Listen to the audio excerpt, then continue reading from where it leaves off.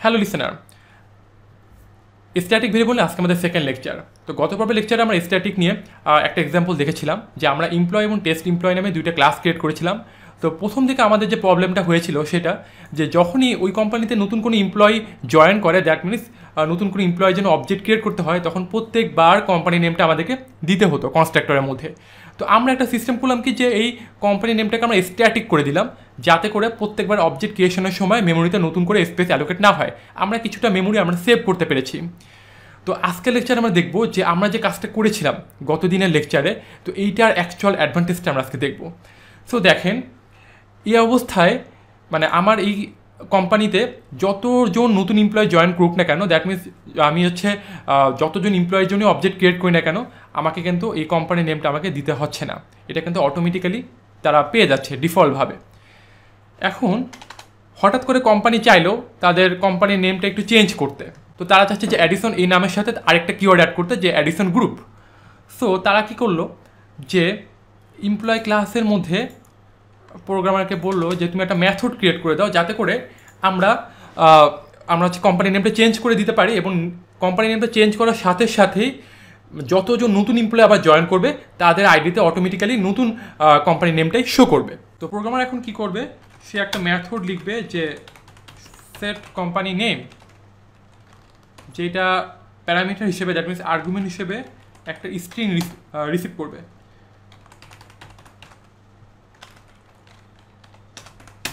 ওকে, দেন আমরা এখানে this dot company name equals to company name.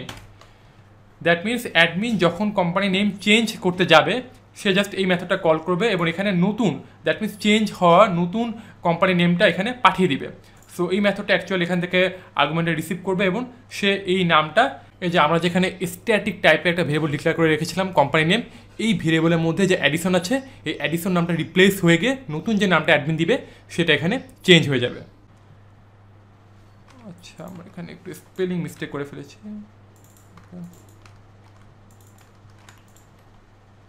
ওকে, তো এই অবস্থায় অ্যাকচুয়ালি কোম্পানিতে দুইজন এমপ্লয়ি জয়েন করেছিল এবং তখনও কিন্তু কোম্পানির নাম ছিল কি অ্যাডিসন।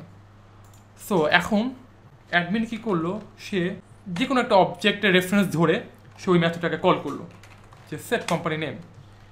সে তখন দিল যে অ্যাডিসন গ্রুপ, কোম্পানি নেমটাকে একটু মডিফাই করলো। ওকে, কোম্পানি নেমটা মডিফাই করা কমপ্লিট। তো এই যে অবস্থায় যদি আমি প্রোগ্রামটা রান করি, অ্যাকচুয়ালি আমি কোনো ডিফারেন্স দেখতে পারবো না। এই লাইনে গিয়ে অ্যাকচুয়ালি এই স্টেটমেন্টে গিয়ে কোম্পানি নেমটা চেঞ্জ হয়ে গেছে। তো এখন কোম্পানিতে নতুন একজন এমপ্লয়ি জয়েন করলো, যে এমপ্লয়ি আমি দিলাম যে employee 3 equals to new employee, যার আইডি হলো 103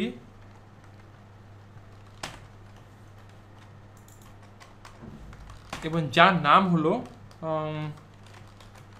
আরিফ। ওকে, এবং আরেকজন এমপ্লয়ি জয়েন করলো এমপ্লয়ি 4,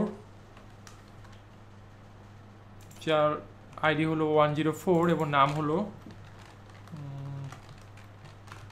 ফারিয়া।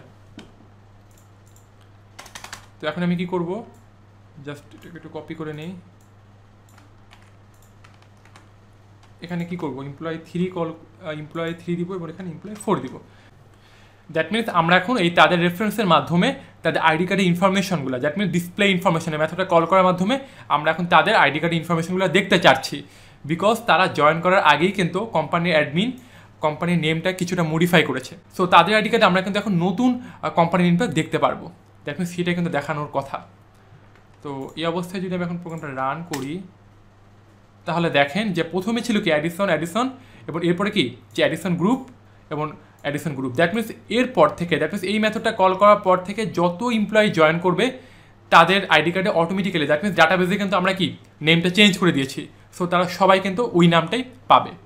তো দেখেন বিষয়টাকে আমরা কিছুটা ডাইনামিক করে ফেললাম না, যে যদি আমি স্ট্যাটিক ইউজ না করতাম এই প্রোগ্রামটার মধ্যে, তাহলে কি হতো যে প্রত্যেকবার অবজেক্ট ক্রিয়েশনের সময় কিন্তু আমাকে এই নামটা আমাকে নতুনভাবে দিতে হতো বারবার অ্যাডিসন, এবং নতুন যত এমপ্লয় জয়েন করবে তাদের কনস্ট্রাক্টরের মধ্যে কিন্তু আমাকে অ্যাডিসন গ্রুপ এটা আমাকে দেওয়া লাগতো।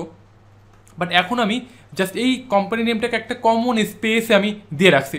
দ্যাট মিনস এই কোম্পানি নেমটার জন্য আমি এই ভেরিয়েবলের জন্য আমি ডাটাবেসে দ্যাট মিনস মেমোরিতে একটা কমন একটা ব্লক একটা আমি স্পেস ক্রিয়েট করছি, যেটা অ্যাকচুয়ালি সবাই শেয়ার করবে। যে কেউ এসে এখন এই নেমটাকে চেঞ্জ করে দিতে পারবে। দ্যাট মিনস আমরা রিয়েল লাইফে যেমনটা দেখে থাকি যে হলে যখন একটা কমন সার্ভার একটা শেয়ার্ড একটা মেমোরি থাকে, তখন কি হয় যে কেউ একজন একটা মুভি দিল, ইচ্ছা করলে সে ওই মুভিটাকে ডিলিট করে ফেলতে পারে, বা কোনো একটা ফোল্ডারের নাম যে কেউ রিপ্লেস করে দিতে পারে। তো একজন রিপ্লেস করে দিলে সমস্ত স্টুডেন্ট কিন্তু কি ওই নামটাই দেখতে পারবে।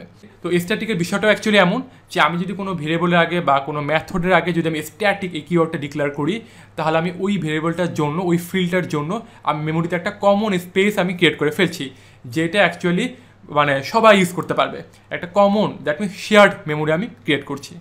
তো স্ট্যাটিক নিয়ে আরও কিছু বিষয় আছে, যেমন আমি যদি এমপ্লয় ক্লাসের এই আইডি এবং নেম এই ফিল্ডগুলোকে আমি যদি টেস্ট এমপ্লয় এই ক্লাস থেকে অ্যাক্সেস করতে চাই, তাহলে কিন্তু আমাকে অবশ্যই এমপ্লয় ক্লাসের অবজেক্টের রেফারেন্সের মাধ্যমে কিন্তু আমাকে ওই ফিল্ডগুলোকে অ্যাক্সেস করতে হবে।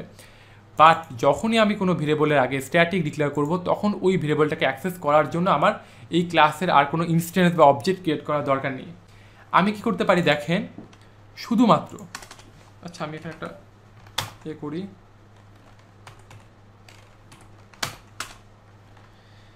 দেখেন আমি তো এখানে অনেকগুলা অবজেক্ট ক্রিয়েট করছি। সো আমি যে কোনো অবজেক্ট রেফারেন্স আমি ধরতে পারি যে এমপ্লয় 1, যদি আমি ডট দেই তাহলে আমি এখানে আইডি পাবো, নেম পাবো, এবং আমি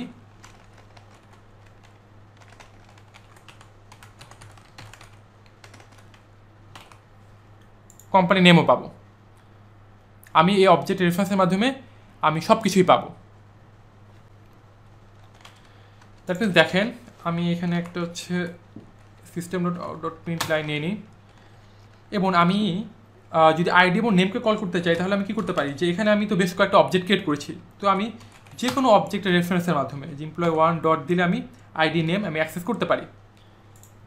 বাট আমি যদি কোম্পানি নেমকে অ্যাক্সেস করতে চাই, তাহলে আমি জাস্ট ক্লাসের নেম দিয়ে ডট দিলেই আমি ওই কোম্পানি নেমটা পেয়ে যাব। তো আমরা যখন কোনো ভেরিয়েবলটাকে স্ট্যাটিক ডিক্লেয়ার করে দিই, তখন ওই ভেরিয়েবলটাকে অ্যাক্সেস করার জন্য আমাদেরকে কষ্ট করে আর কোনো অবজেক্ট ক্রিয়েট করার দরকার নেই। আমরা শুধুমাত্র ওই ক্লাসের নাম দিয়ে ডট দিলেই ওই ভেরিয়েবলটাকে অ্যাক্সেস করতে পারি। বিকজ অবজেক্ট ক্রিয়েট করা মানেই কি, অবজেক্ট ক্রিয়েট করা মানেই মেমোরিতে নতুন একটা স্পেস বা ওই সমস্ত ফিল্ডগুলোকে ইনিশিয়ালাইজ করার জন্য মেমোরিতে নতুনভাবে একটা ব্লক বা একটা স্পেস ক্রিয়েট হয়। দ্যাট মিনস মেমোরি ইউজ করি আমরা। বাট অ্যাকচুয়ালি এখন কি হচ্ছে যে আমরা কোম্পানি নেমটাকে ইউজ করছি, বাট আমরা এটাকে রেফার করতেছি ওই ক্লাসের নামের মাধ্যমে। আমরা জাস্ট এটাকে রেফার করতেছি, আমরা এটার জন্য মেমোরিতে আর নতুন করে স্পেস ক্রিয়েট করছি না, বা নতুন করে এটার জন্য মেমোরিতে আর কোনো মেমোরি অ্যালোকেশনও হচ্ছে না। বিকজ এই ক্লাসটা যখন ফার্স্ট টাইম লোড হয়েছিল এমপ্লয় ক্লাসটা, ঠিক তখনই এই কোম্পানি নেমের জন্য একটা কমন স্পেস ক্রিয়েট হয়ে গিয়েছিল। তো ঠিক একইভাবে এখন আমরা যদি এমপ্লয় ক্লাসের কোনো একটা মেথডের আগে স্ট্যাটিক ডিক্লেয়ার করি, তাহলে দেখেন কি হয় যে আমি এই মেথডটাকে স্ট্যাটিক ডিক্লেয়ার করে দিচ্ছি স্ট্যাটিক। সো স্ট্যাটিক দিলে আর দিস দেওয়ার দরকার নেই, বিকজ দিস কী করে যে কারেন্ট ক্লাসের ইনস্ট্যান্সকে অ্যাকচুয়ালি রেফার করে। সো আমি এখান থেকে দিস উঠিয়ে দিলে একটা প্রবলেম হবে যে কম্পাইলার তখন বুঝতে পারবে না যে অ্যাকচুয়ালি কোনটা ফিল্ড ভেরিয়েবল এবং কোনটা প্যারামিটার।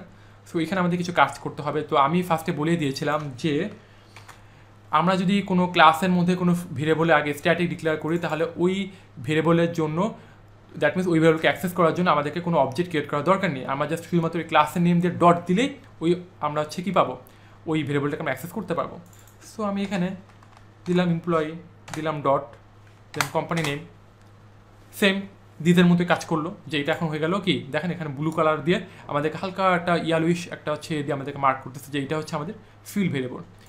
ওকে, তাহলে আমরা এখন এই মেথডটাকে এই সেট কোম্পানি নেম এই মেথডটাকে কল করার জন্য আমাদেরকে কষ্ট করে অবজেক্ট ক্রিয়েট করার দরকার নেই। বিকজ দেখেন অ্যাডমিন যখন এই নামটা চেঞ্জ করতে চেয়েছিল আর কি, যে অ্যাডিশন গ্রুপ যখন চেঞ্জ করলো, তখন সে এমপ্লয়ি 1-এর রেফারেন্স ধরে সে এটাকে চেঞ্জ করলো। বাট অ্যাডমিন এটা কেন করবে? সে অন্য একটা এমপ্লয়ির একটা জাস্ট সামান্য একটা এমপ্লয়ির সে রেফারেন্স ধরে সে কেন কোম্পানি নেমটাকে চেঞ্জ করবে? তার তো নিজস্ব একটা পাওয়ার থাকা উচিত। যে সে ইচ্ছা করলে নিজেই চেঞ্জ করে দিতে পারবে। সো এখন দেখেন সে আর এমপ্লয়ি রেফারেন্স ধরে এটাকে চেঞ্জ করবে না, সে করবে কি এমপ্লয়ি ক্লাসটাকে কল করবে একদম ডিরেক্ট, দ্যাট মিনস প্যারেন্ট ক্লাসকে সে হচ্ছে কল করতেছে এবং ওই প্যারেন্ট ক্লাসের মাধ্যমে সে হচ্ছে কি চেঞ্জ করে দিচ্ছে যে set company name. That means employee কষ্ট করে তাকে আর কোনো অবজেক্ট ক্রিয়েট করে এই রেফারেন্সের মাধ্যমে তাকে আর চেঞ্জ করতে হবে না, সে ডিরেক্ট এমপ্লয়ি এই ক্লাসের নাম ধরে ওই ক্লাসের মধ্যে যে মেথডটা আছে সেটাকে কল করে এই addition group that means company নেমটাকে চেঞ্জ করে দিতে পারলো। সো দেখেন আমরা কাজটাকে কত প্রফেশনালি করলাম অ্যাকচুয়ালি একটু। ওকে, এখন রান করি, সেম একই দেখেন এই যে অ্যাডিশন গ্রুপ দেখাচ্ছে। তো এগুলো হচ্ছে অ্যাকচুয়ালি স্ট্যাটিকের বেশ কিছু ব্যবহার, যে আমরা যদি কোনো ভেরিয়েবল বা কোনো মেথড বা কোনো ব্লকের আগে স্ট্যাটিক ডিক্লেয়ার করি তাহলে ওগুলোকে অ্যাক্সেস করার জন্য আমাদেরকে অবজেক্ট ক্রিয়েট করার দরকার নেই। আমরা ইচ্ছা করলে জাস্ট ওই ক্লাসের মধ্যে, তো আমরা জাস্ট ইচ্ছা করলে ওই ক্লাসের নাম ধরি আমরা ওগুলোকে অ্যাক্সেস করতে পারি। এবং এই স্ট্যাটিক এবং নন স্ট্যাটিক নিয়ে বেশ কিছু রেস্ট্রিকশন বা কী বলবো কিছু লিমিটেশন আছে। যেমন স্ট্যাটিকের সেটা হলো যে আমরা এই স্ট্যাটিক মেথডের মধ্যে থেকে কোনো রকম মানে নন স্ট্যাটিক কোনো ভেরিয়েবল বা নন স্ট্যাটিক কোনো মেথডকে আমরা ইউজ করতে পারবো না স্ট্যাটিক মেথডের মধ্যে থেকে। But non static method that means এটা কি, যেহেতু আমরা এটাকে স্ট্যাটিক ডিক্লেয়ার করিনি সো এটা non static method. Non static মেথডের মধ্যে থেকে আমরা স্ট্যাটিক ভেরিয়েবল বা স্ট্যাটিক মেথডকে আমরা ডিক্লেয়ার করতে পারবো। যেমন দেখেন ওকে, আমি এই নন স্ট্যাটিক মেথডের মধ্যে থেকে আমি হচ্ছে কোম্পানি নেম এটাকে আমি কল করতে পারতেছি, কোনো ইরর নাই। বাট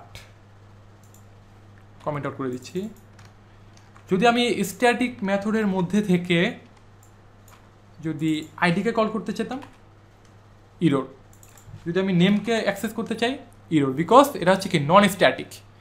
সো স্ট্যাটিক মেথডের মধ্যে থেকে কোনো নন স্ট্যাটিক কোনো মেথড বা নন স্ট্যাটিক কোনো ভেরিয়েবলকে আমরা অ্যাক্সেস করতে পারবো না।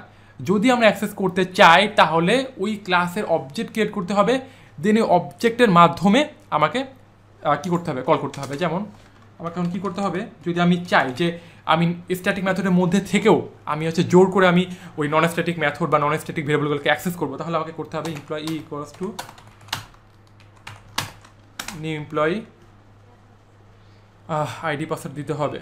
সো আইডি পাসওয়ার্ড আমি দিতে চাচ্ছি না, একটা ডিফল্ট কনস্ট্রাক্টর ডিক্লেয়ার করে রাখি।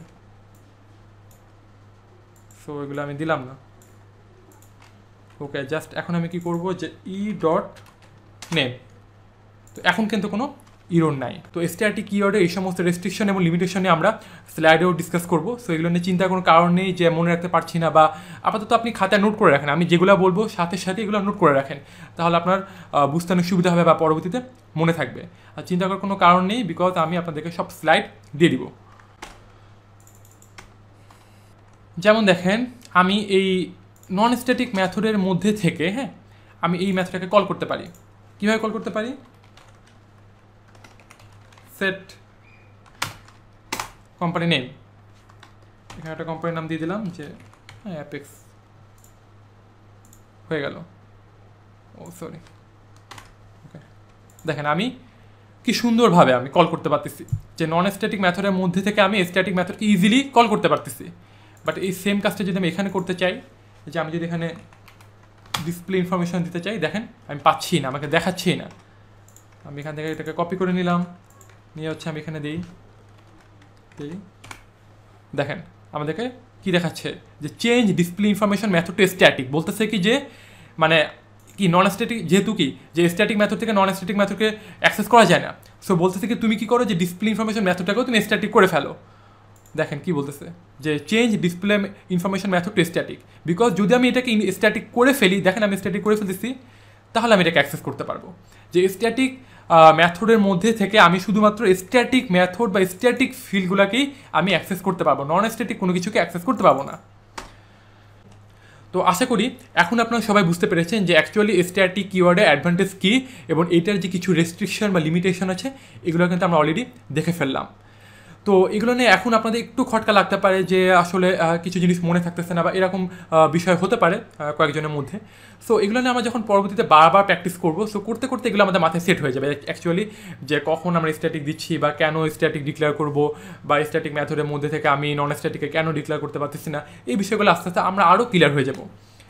সো আজকে এতটুকুই। নেক্সট লেকচারে আমরা স্ট্যাটিক নিয়ে আরও কিছু বিষয় দেখব, যে আমরা স্ট্যাটিক কিওয়ার্ডে আরও কিছু অ্যাডভান্টেজ আমরা দেখার ট্রাই করবো নেক্সট লেকচারগুলোতে। So stay connected with me to see my next lecture. Thank you again.